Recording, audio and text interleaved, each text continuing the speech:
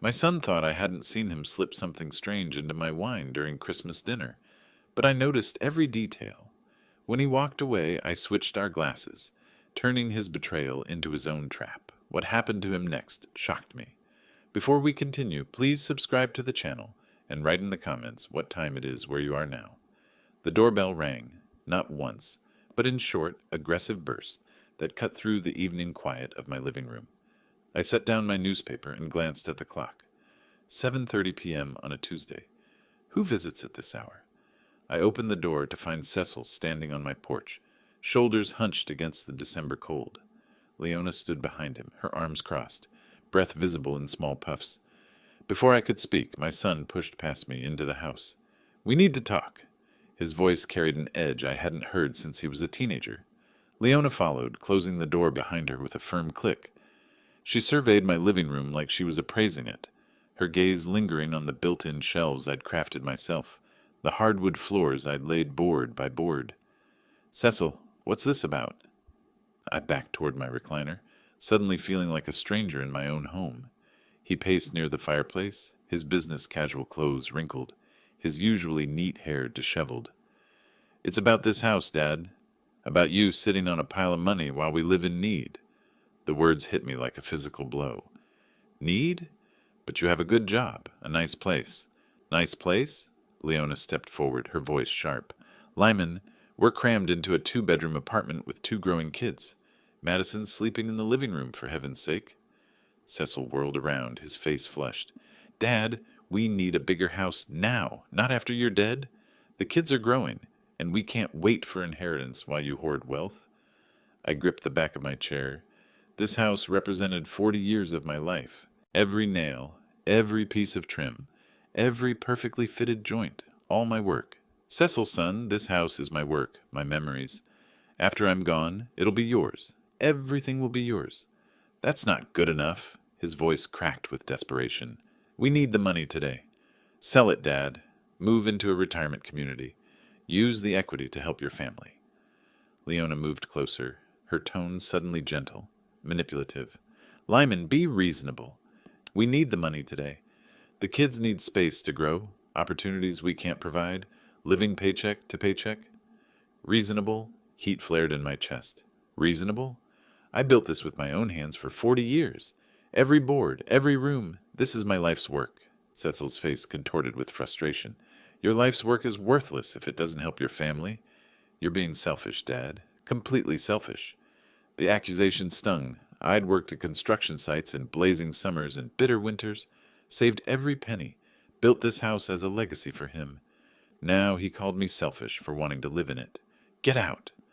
The words came quietly, but they carried the weight of my resolve. "Both of you, get out of my house." Cecil's eyes widened, then hardened. "Fine, but this isn't over, Dad. We'll find another way." They left without another word. The front door slammed, rattling the pictures on the wall. Through the window, I watched their car pull away, taillights disappearing into the December darkness. I stood alone in my living room, legs trembling, heart pounding against my ribs. The familiar walls seemed different now, not like home, but like something under siege. 90 minutes later, I still hadn't moved from where Cecil left me standing.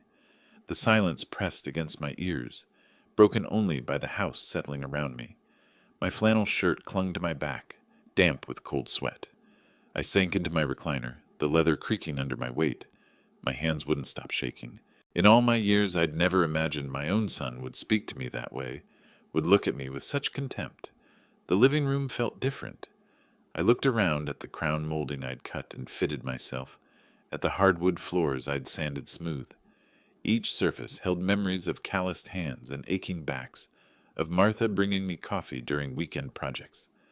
I stood and walked to the fireplace, running my fingers along the mantel I'd carved from a single piece of oak. "I remember mixing cement in winter," I whispered to the empty room, laying each brick when the mortar kept freezing. My wedding photo sat where it always had, Martha smiling in her yellow dress. I picked up the silver frame, her face blurring as my eyes filled.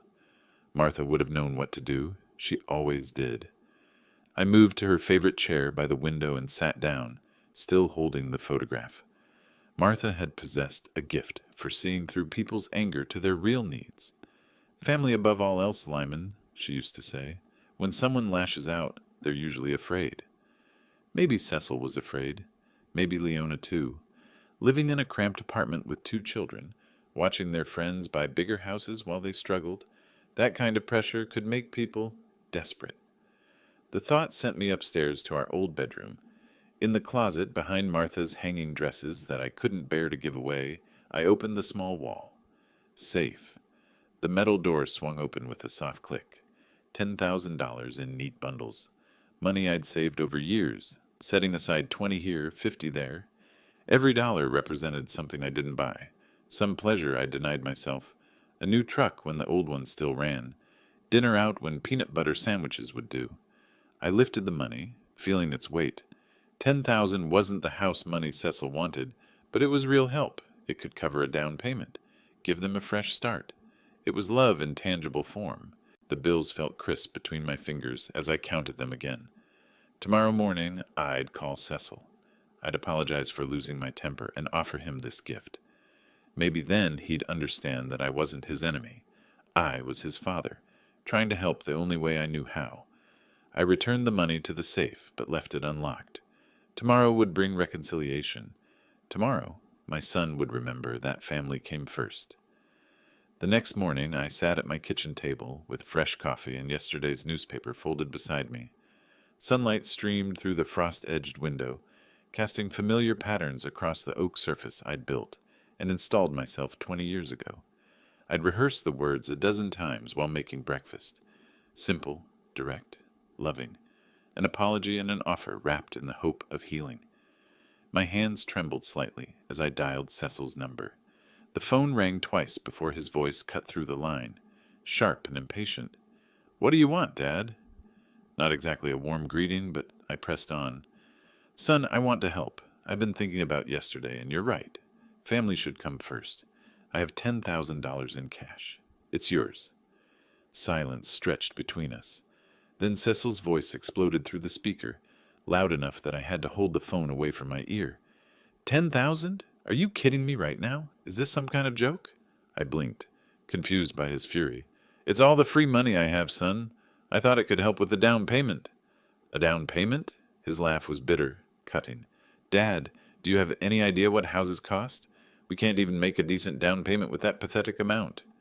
My coffee grew cold as I gripped the phone tighter. "Cecil, please. It's everything I've saved. It's meant with love."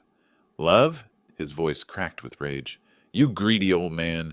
You sit on hundreds of thousands in home equity, throwing us scraps like we're beggars. This is insulting." Heat flared in my chest. I worked for 40 years to build this house. Every penny of that money came from overtime shifts and skipped meals. And what good does it do us locked up in your precious house? We're struggling, Dad. My kids are growing up in a cramped apartment, while you hoard wealth like some miserly dragon. "Hoard?" I was shouting now, standing at my kitchen counter. "I offered you everything I have. Everything you have is this house. Sell it, Dad. Stop being selfish and help your actual living family, instead of clinging to memories of a dead woman." The words hit me like a physical blow. Martha, he'd brought Martha into this, dismissed her memory as if she meant nothing, as if our 40-year marriage was just an obstacle to his inheritance. "Don't you dare. Face reality, old man. You're going to die in that house alone, and we'll sell it anyway. Why not help us now when we need it?" The phone line went dead. I stood holding the receiver, listening to the dial tone buzz in my ear. My hand shook as I set the phone down. The kitchen felt smaller suddenly, the walls pressing closer. Outside, a neighbor's Christmas lights blinked cheerfully, mocking the darkness that had settled over my morning. The coffee had gone stone cold. I stared at it, processing what had just happened. My son, the boy I'd taught to swing a hammer, who'd helped me tile the bathroom when he was 12, had just revealed his true nature. He didn't want my help, he wanted my house, and he was willing to destroy our relationship to get it. An hour after hanging up, I still sat in my kitchen chair, staring at the phone like it might ring again. The coffee had gone stone cold, a thin film forming on the surface. My hands had finally stopped shaking. I pushed myself up from the table and walked slowly into the living room. My legs felt unsteady, like I'd been sick for weeks. The morning sunlight slanted through the windows I'd installed myself, highlighting dust motes that danced in the air. On the mantel sat a framed photo of Cecil at age 8, grinning with a gap-toothed smile. He'd been helping me install the kitchen cabinets that weekend, handing me screws and holding boards in place. Such small hands then, eager to help his old man build something lasting. I picked up the frame, running my thumb across the glass. 35 years ago, he'd broken his arm falling off his bike. I'd held him in this very chair while Martha called the doctor, feeling his small body shake with tears against my chest. Where had that boy gone? College tuition, $42,000. I'd worked double shifts for 3 years to pay it off. His first car when he graduated, $8,000. The wedding Leona insisted on, $15,000 more than Martha and I had spent on our entire first year of marriage. And this morning he called me a greedy old man. I set the photo back down, my jaw clenching tight. The memories kept coming, unbidden and sharp, teaching him to drive in the empty church parking lot, helping him move into his first apartment, co-signing the loan for his second car when his credit wasn't good enough. Every sacrifice, every extra hour worked, every vacation Martha and I didn't take so we could help our son build his life. And for what? So he could stand in my living room and demand I sell the house I'd built with my own hands? I paced to the window, looking out at my front yard. Mrs. Peterson across the street was already hanging Christmas lights, humming as she worked. Normal people doing normal things, not having their hearts ripped out by ungrateful children. The anger felt good, clean and sharp, cutting through the hurt like a blade. I straightened my shoulders, feeling something settle into place behind my ribs, something hard and final. I'd raised Cecil, supported him, loved him unconditionally for 42 years, and he'd thrown it back in my face for money, called me greedy for wanting to live in the house I'd spent decades building. That's it. Enough. I looked around my living room with new eyes, not as a future inheritance waiting to be divided, but as my space, the crown molding I'd cut by hand, the hardwood floors I'd sanded smooth, the built-in shelves where Martha's books still sat, exactly where she'd left them. This was mine. And if Cecil wanted nothing to do with me unless I was handing him money, then he could have exactly that. Nothing. My chest felt lighter than it had all morning. The decision sat well in my stomach, solid and sure. No more phone calls, no more attempts to help, no more disappointment when my son showed me exactly who he'd become. I glanced toward the garage where boxes of Christmas decorations sat waiting. Maybe some physical work would help burn off this restless energy. Tomorrow I'd drag out the lights and make the house look festive. Not for family, I didn't have any of that left, but for me, because I could, because it was my house. The next morning I woke before dawn and couldn't get back to sleep. By 9 o'clock I'd finished breakfast and stood in my garage, pulling dusty cardboard boxes from the shelves. Christmas decorations, 1995, read Martha's careful handwriting on the nearest one. Maybe if I decorate the house, my mood will improve. The thought felt hollow, even as I had it, but I needed something to do with my hands, something that didn't involve thinking about ungrateful sons or cruel words. The first box contained strings of icicle lights tangled into knots that would take an hour to sort. I spread them across my workbench, methodically checking each bulb for cracks or blackened filaments. The repetitive work felt therapeutic, a problem I could actually solve. By 10:30, I dragged my aluminum ladder from its hooks and positioned it against the house. At 65, climbing to hang lights along the roofline took more effort than it used to. My knees protested each step, and I had to pause twice to catch my breath. But the physical effort felt good, real. Each clip I attached to the gutter, each section of lights I tested and strung, was tangible progress. Unlike trying to maintain a relationship with someone who saw me as nothing more than a bank account. Mrs. Peterson waved from her yard as I positioned the illuminated reindeer on my front lawn. "Getting an early start this year, Lyman." I managed to smile and waved back. At least my neighbors didn't expect me to sell my house and move into a retirement home. The phone started ringing at 2:30. I was untangling the last string of lights when Cecil's ringtone cut through the December air. Same melody he'd had for years, some upbeat song I'd never bothered to learn the name of. I let it ring until it stopped. 10 minutes later, it rang again. I gritted my teeth and kept working. The lights for the front bushes needed to be tested before I could plug them in. Half the strand was dead, probably from sitting in the garage all year. I'd have to dig through the spare bulb box. Third ring at 2:45. I pretended not to hear it, but my hands had started shaking again. What if something was wrong with the grandkids? Tommy had been fighting a cold last week. What if Madison had gotten hurt at school? Martha's voice whispered in my memory. Family first, Lyman. Always family first. But Martha had never heard her son call her husband a greedy old man. The fourth ring came at 2:50. I stopped working entirely, standing in my front yard with Christmas lights draped over my arm like tinsel. My chest felt tight, torn between righteous anger and grandfather's worry. What if something happened to Tommy or the little one? Martha would never forgive me if I ignored a call about the grandkids. Neither would I. I walked slowly toward the front door, each step feeling heavier than the last. The phone had stopped ringing, but I knew it would start again. Cecil was persistent when he wanted something. Sure enough, as I reached for the door handle, it rang again. I stood on my own doorstep, breathing hard from more than just the physical work. My hand hovered over the knob. I could let it ring. Let voicemail handle whatever Cecil had to say this time. Continue my peaceful morning of decorating and pretend I didn't have a son. But what if it really was about the kids? The ringing seemed louder inside the house. I walked to the kitchen and stared at the phone for 3 more rings before picking it up. What do you want, Cecil? Dad, forgive me. Cecil's voice came through the receiver, soft and humble, nothing like yesterday's venom. I behaved like an idiot. Leona made me call to apologize. I shifted the phone to my other ear, suspicious. The complete change in his tone set off alarms in my head. Yesterday he'd called me a greedy old man. Today he sounded like a repentant child. I don't know, son. You hurt me very badly. I know. I was awful to you. Completely awful. His voice cracked slightly, but something about it felt rehearsed. The stress of the holidays, the kids asking for things we can't afford. None of that excuses how I spoke to you. I leaned against my kitchen counter, still wearing my work clothes from decorating. Through the window I could see the half-finished light display on my front lawn. The mundane sight somehow grounded me. Stress doesn't turn you into a different person, Cecil. It just shows who you really are. Please don't say that. Now he sounded genuinely distressed. Dad, I need you to know how sorry I am. That's why I'm calling. Leona and I talked all night, and we want you to come to Christmas dinner. Christmas dinner.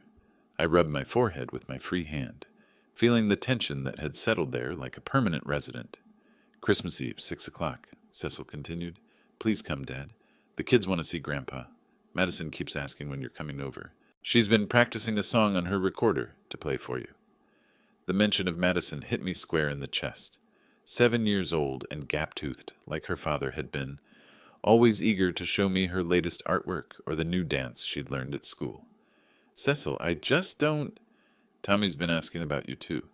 He wants to show you his science project. Something about volcanoes. Cecil's voice grew warmer, more natural. They miss you, Dad. We all miss you. I found myself thinking about Christmas Eve's past.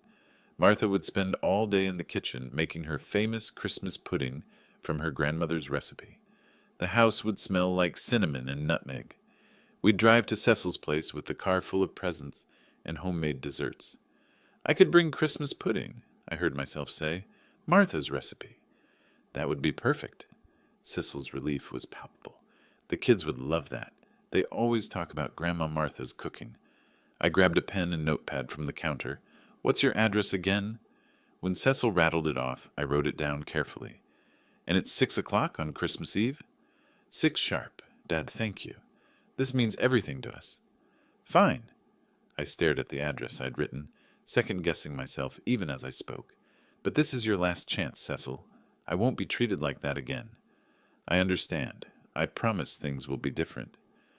After I hung up, I stood in my kitchen holding the piece of paper with Cecil's address. The numbers looked stark against the white notepad, a destination I wasn't sure I should be traveling to. Maybe people could change. Maybe stress really had made him say things he didn't mean. Maybe his apology was genuine, and Christmas Eve could be a fresh start for our relationship. Or maybe I was just a foolish old man who wanted to believe his son still loved him. I folded the paper and slipped it into my shirt pocket, right next to my heart, where it felt like both a promise and a warning. Saturday morning, December 21st, I sat at my kitchen table staring at Cecil's address on the notepad. Maybe I was too harsh. Boys sometimes say stupid things under pressure. Martha always believed people deserved second chances, especially family. The shopping center was packed with last-minute Christmas shoppers. I circled the parking lot 3 times before finding a spot near the back.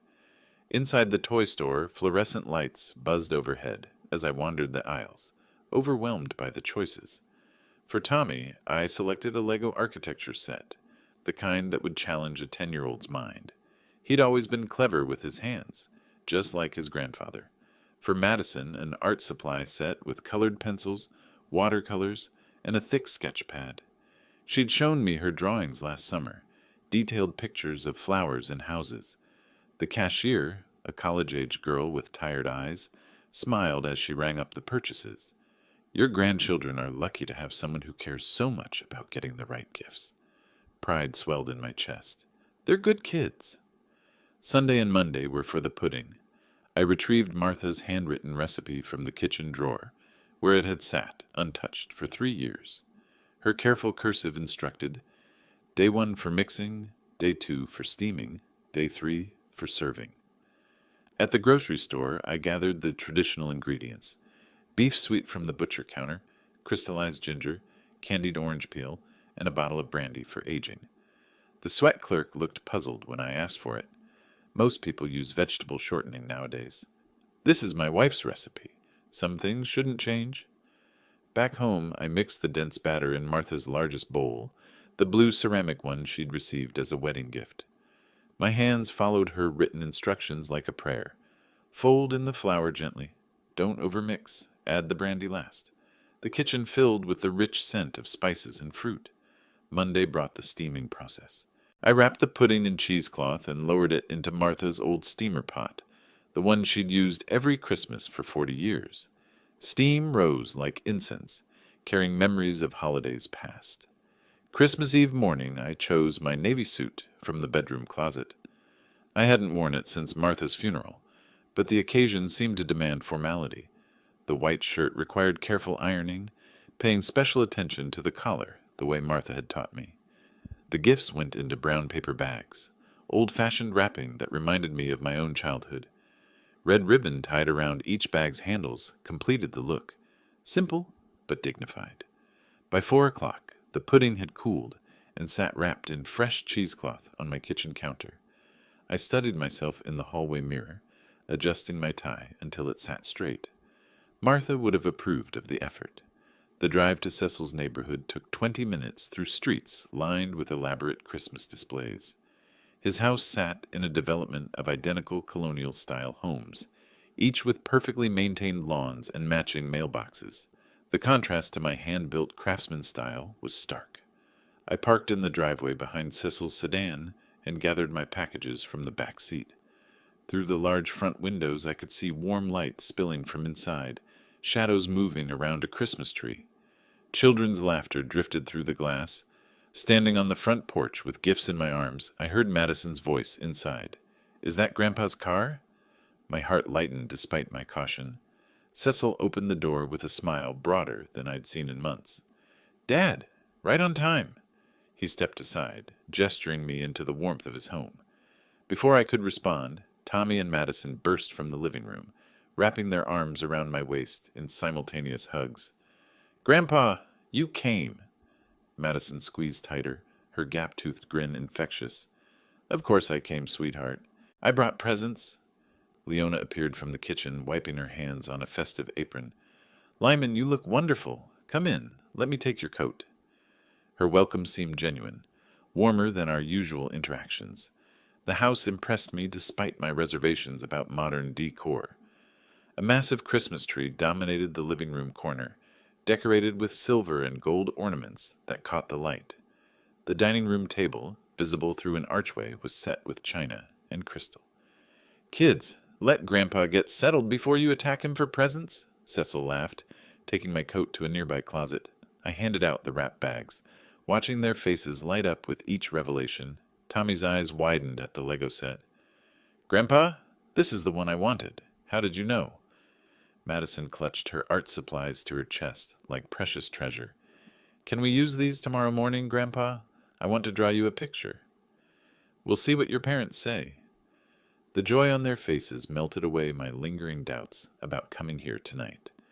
I presented the Christmas pudding to Leona, who accepted it with exaggerated gratitude. "Lyman, you shouldn't have gone to so much trouble. Martha's recipe, isn't it? The children will be thrilled." Cecil led me on a brief tour of their renovated dining room, pointing out the new chair rail and built-in buffet. "We did most of the work ourselves," he said with pride I recognized from my own home projects. "Nice craftsmanship," I admitted. The workmanship was solid, if not quite to my standards. As we gathered around the table, Leona directed me to the head chair with ceremony. "This is your place tonight, Lyman, the guest of honor." The formal table setting, good china, cloth napkins, crystal glasses, reminded me of holidays with Martha. Cecil carved the turkey while Leona brought side dishes from the kitchen. Normal family sounds filled the room, silverware clinking against plates, Tommy describing his science project, Madison humming Christmas carols under her breath. "Dad, I really regret that conversation we had," Cecil said during the first course, his voice carrying genuine remorse. "I was completely out of line." I nodded, tasting the stuffing. "Let's focus on tonight, on family." The meal progressed smoothly. Turkey carved to perfection, mashed potatoes creamy and rich, green bean casserole exactly like Martha used to make. Conversation flowed naturally between school stories, work updates, and Christmas plans. For the first time in weeks, I felt the knot in my chest beginning to loosen. This was what Christmas Eve should feel like. Family gathered together, sharing food and laughter, creating memories for the grandchildren. Cecil occasionally checked his watch, but I attributed it to dinner timing. Leona moved efficiently between kitchen and dining room, every dish arriving at the perfect moment. "Before we have dessert," Cecil announced, rising from his chair, "I want to make a toast." He walked to the sideboard, where an expensive bottle of red wine waited. "Let's drink to family with this wonderful wine." The cork popped with a satisfying sound as Cecil opened the bottle at the sideboard. "This is from that vineyard in Napa we visited last summer," he told Leona, his voice carrying forced cheer. "Can we have some too, Daddy?" Madison asked from her seat next to me. "You and Tommy can have grape juice instead," Leona replied, already rising to fetch it from the kitchen. I watched Cecil pour the dark wine into 5 glasses, arranging them carefully on a silver tray. His movements seemed precise, almost rehearsed, as he positioned each glass in a specific spot on the tray. From my angle at the head of the table, I had a clear view of his actions. Cecil glanced around the room, checking that everyone was occupied with dinner conversation, then reached into his jacket pocket. A small packet emerged, white, about the size of a sugar substitute. What was that? Sugar? No, sugar isn't hidden like that. Cecil's fingers moved quickly, tearing the packet open and dumping white powder into one specific glass. The glass positioned exactly where my place setting indicated it would go. He folded the empty packet and slipped it back into his pocket, his movements furtive and practiced. My heart began hammering against my ribs, but I kept my expression neutral, continuing to cut my turkey as if I hadn't noticed anything unusual. The taste of the meal turned to ash in my mouth. "Cecil, help me check the pie in the oven," Leona called from the kitchen, her timing suspiciously convenient. "Of course, honey." Cecil placed the tray of wine glasses on the table, carefully aligning each glass with its intended recipient. "I'll be right back, everyone. Don't start the toast without me." They disappeared into the kitchen together, leaving me alone at the table with Tommy and Madison, who continued chattering about their Christmas morning plans. The poison wine sat 18 inches from my right hand, the glass catching reflections from the chandelier overhead. My son, the boy I'd taught to hammer nails and change oil, who'd cried in my arms when he broke his bicycle, had just tried to poison me. The realization hit harder than any physical blow I'd ever taken. Every kind word tonight, every gesture of reconciliation, every moment of what I'd thought was genuine family warmth. All of it had been performance, a script designed to lure me here so they could... What? Kill me for my inheritance? Make it look like a heart attack brought on by the stress of reconciliation? The sound of Cecil and Leona returning from the kitchen snapped me back to the present moment. My hands had started trembling, but I gripped my dinner napkin to steady them. "Sorry about that," Cecil said, sliding back into his seat with that same forced smile. "The pie needed a few more minutes." He reached for his wine glass, lifting it expectantly toward me. "Now, Dad, that toast to family, to new beginnings and letting go of the past." I stared at the poisoned glass, my mind racing through options. Confront him now? Pretend to drink and see what happened? Call the police? What proof did I have beyond what I'd witnessed? Cecil's smile wavered slightly as he waited for me to pick up my glass. The room fell silent, except for the grandfather clock ticking in the corner and my own thundering heartbeat. Cecil and Leona returned from the kitchen wearing expressions of poorly concealed relief. They settled back into their chairs as if nothing had happened, but I caught the meaningful glance they exchanged. "Now then," Cecil announced, lifting his wineglass with theatrical flourish. He distributed the glasses around the table, each one placed deliberately in front of its intended recipient. "To family and forgiveness." Tommy and Madison raised their juice cups with giggles, mimicking the adult toast. Cecil's face glowed with confidence as he lifted his glass toward mine, waiting for me to follow suit. I raised my glass slowly, watching his expression with interest. "To getting what we deserve." We all drank together, Cecil taking a deep, satisfied gulp, Leona sipping nervously while watching me intently for immediate effects, the children draining their juice with enthusiasm. I took only the smallest taste, just enough to wet my lips. Cecil set down his glass with a satisfied smile, checking his watch discreetly. How long had they expected their little surprise to take effect? 20 minutes? An hour? I placed my glass on the table with deliberate care and fixed my son with a steady gaze. "Cecil, what did you put in my glass?" The color drained from his face instantly. "What? Nothing. I don't understand what you mean." His voice cracked on the last word, too high and too fast. The dining room fell silent except for the grandfather clock ticking in the corner. Tommy and Madison looked between their parents and me with growing confusion. Leona's face had gone white as fresh snow, her hand frozen halfway to her mouth. I leaned back in my chair, completely calm. "Then you won't mind that I switched our glasses while you were in the kitchen?" The words hit Cecil like a physical blow. His mouth opened and closed soundlessly as comprehension dawned across his features. The confident mask crumbled, replaced by raw terror. "What?" The word exploded from his throat as he shot to his feet, knocking his chair backward. His hands flew to his stomach, then his mouth, as if he could somehow prevent what he'd already swallowed. "What's wrong with Daddy?" Madison's small voice cut through the chaos, tears starting to form in her eyes. Cecil didn't answer. He doubled over slightly, one hand braced against the table, the other pressed to his mouth. His face had taken on a greenish pallor that would have been comical under different circumstances. "The bathroom," he gasped, stumbling toward the hallway. "I need—" He didn't finish the sentence. The sound of his footsteps pounding down the hall was followed by the bathroom door slamming shut, with enough force to rattle the pictures on the walls. Then came the retching. Violent, desperate sounds that echoed through the house, punctuated by Cecil's panicked gasps for air between waves of sickness. I remained seated at the head of the table, cutting another piece of turkey as if nothing unusual had occurred. The children had started crying now, clinging to each other while their mother stood frozen in shock. Leona's eyes darted between the hallway where her husband's suffering continued and my serene expression. She opened her mouth to speak, then closed it again, apparently at a loss for words. Perfect. After 42 years of being Cecil's father, I'd finally taught him a lesson he'd never forget. Leona approached me with trembling hands, her face streaked with tears that might have been genuine. "You don't understand. We needed the money." Her voice pitched higher with each word, desperation making her careless. I set down my fork and looked at her with the same expression I'd give a stranger. "You wanted to kill me for inheritance?" From the bathroom came another wave of violent retching, followed by Cecil's weak moaning.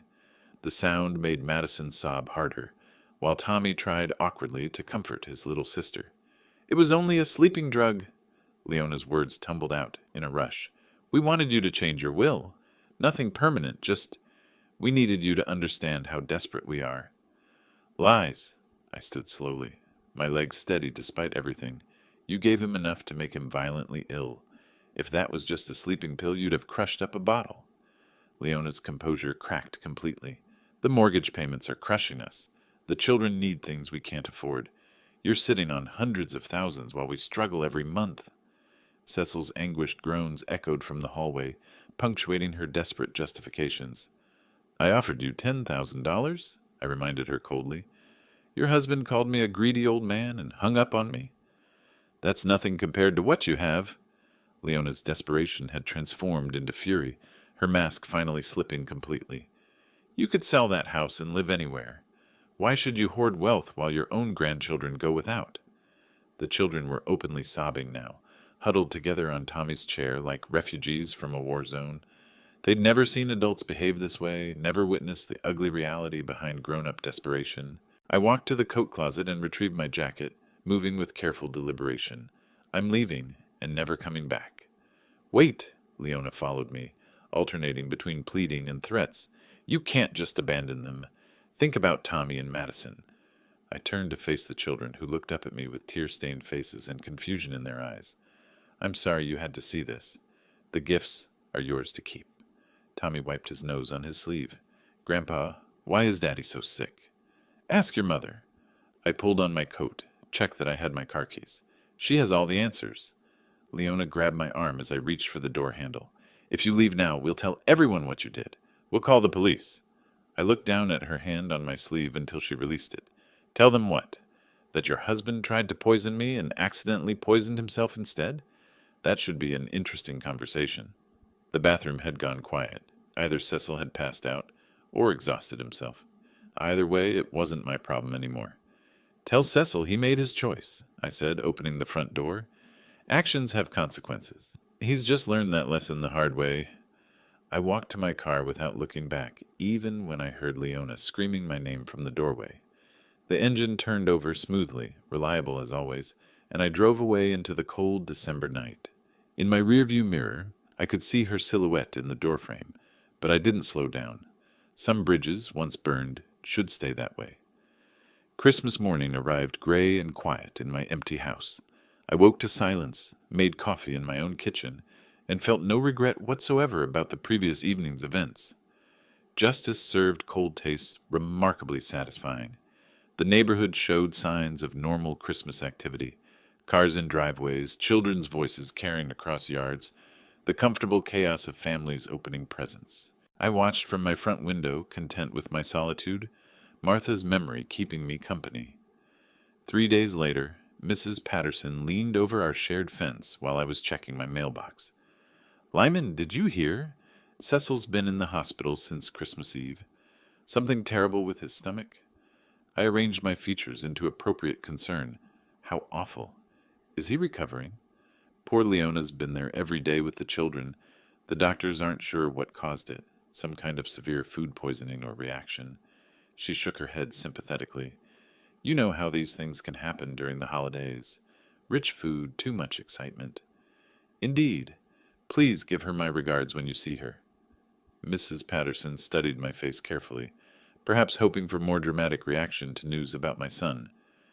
Will you be visiting him at the hospital? I'm sure he's in good hands with the medical staff. That evening I sat in Martha's favorite chair and considered Cecil's situation. The boy had gotten a taste of his own medicine, quite literally. Whatever he'd planned to give me had obviously been stronger than Leona claimed. Sleeping pills didn't typically require hospitalization. By December 30th, I'd made my decision. The phone call to my lawyer was brief and professional. The law office smelled of leather and old books, exactly as it should. Mr. Hendricks had handled Martha's estate, and knew me as a careful, practical man who didn't make impulsive decisions. Are you certain about this decision, Mr. Sims? He reviewed the new will documents with practiced eyes. This represents a significant change from your previous arrangements. Someone who tries to poison his own father doesn't deserve inheritance, I stated flatly. The house and my savings will go to St. Jude's Children's Hospital. The grandchildren will receive trust funds when they turn 25, enough for college and a start in life, but not enough to make them lazy. Mr. Hendricks nodded slowly. And your son and daughter-in-law receive nothing. Nothing? They've shown their true nature. The signing ceremony was simple but satisfying. My signature across the bottom of each page felt like drawing a line under an unfortunate chapter of my life. 2 witnesses from the office signed after me, making the document legally binding. January the 2nd brought a crisp, clear morning. I returned home from the lawyer's office with a copy of my new will, which I placed in the wall, safe where the old one had lived. The thick envelope fit perfectly in the space Martha's jewelry box had once occupied. Looking around my living room, I felt profound satisfaction. The house truly belonged to me now, not as something waiting to be inherited, but as my sanctuary until the day I died. Cecil had taught me an invaluable lesson about family loyalty, though probably not the one he'd intended. Martha's photograph smiled at me from the mantel. I raised my coffee cup in a small salute. You would approve, dear. I protected what we built together. If you like this story, please like this video, subscribe to the channel, and share your impressions of this story in the comments. To listen to the next story, click on the box on the left. Thank you for watching.